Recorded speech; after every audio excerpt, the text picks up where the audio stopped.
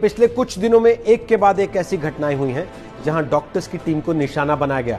इंदौर की तस्वीरें आपने देखी जहां डॉक्टर्स पर पथराव हुआ क्योंकि वो सैंपलिंग के लिए गए थे एक इलाके में।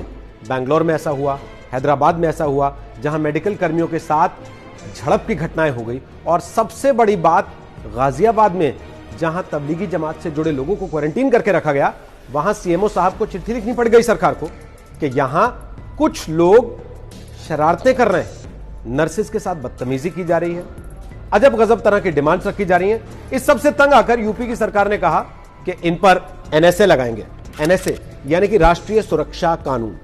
आपने अक्सर सुना होगा सरकारें कहती हैं एनएसए लगा देंगे, लेकिन एनएसए का मतलब क्या होता है क्या आपको मालूम है?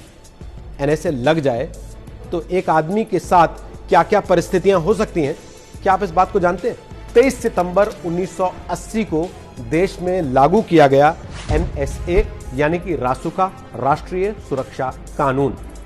अब आप जानना चाहेंगे कि रासुका में बाकी कानूनों से अलग क्या है, रासुका के प्रावधान ऐसे क्या हैं जो उसे देश के अन्य कानूनों से अलग बना देते हैं या फिर सख्त बना देते हैं, वो भी हम आपको बता देते हैं। एनएसए के तहत अगर सरकार को यह लगता है कि कोई भी आदमी देश की सुरक्षा के लिए खतरा है तो उसे 12 महीने तक, ध्यान दीजिएगा, 12 महीने तक यानी कि 1 साल तक बिना किसी चार्ज के डिटेन किया जा सकता है। इस एक्ट के तहत उस व्यक्ति पर आरोप तय किए बगैर ही उसे 10 दिन तक कस्टडी में रखा जा सकता है। इस एक्ट के तहत जो आदमी गिरफ्तार होता है वो हाईकोर्ट के एडवाइजरी बोर्ड के सामने अपील तो कर सकता है, लेकिन उसे कोई वकील नहीं मिलता, कोई कानूनी सहायता उसे नहीं मिलती है अपने बचाव के लिए। केंद्र सरकार के अलावा इस कानून का इस्तेमाल जिलाधिकारी, पुलिस आयुक्त और राज्य सरकारें अपने अपने सीमित दायरे में कर सकती हैं।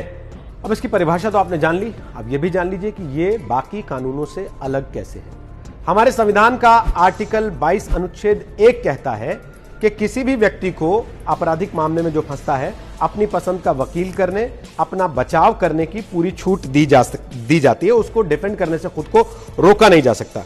सीआरपीसी का सेक्शन 50 भी कहता है कि गिरफ्तार किए गए आदमी का यह जानना हक है कि उसे किस गुनाह के लिए गिरफ्तार किया गया, और वो साथ ही बेल का अधिकारी भी है। लेकिन एनएसए के तहत जो गिरफ्तार होता है उस व्यक्ति को ऐसा कोई अधिकार नहीं मिलता।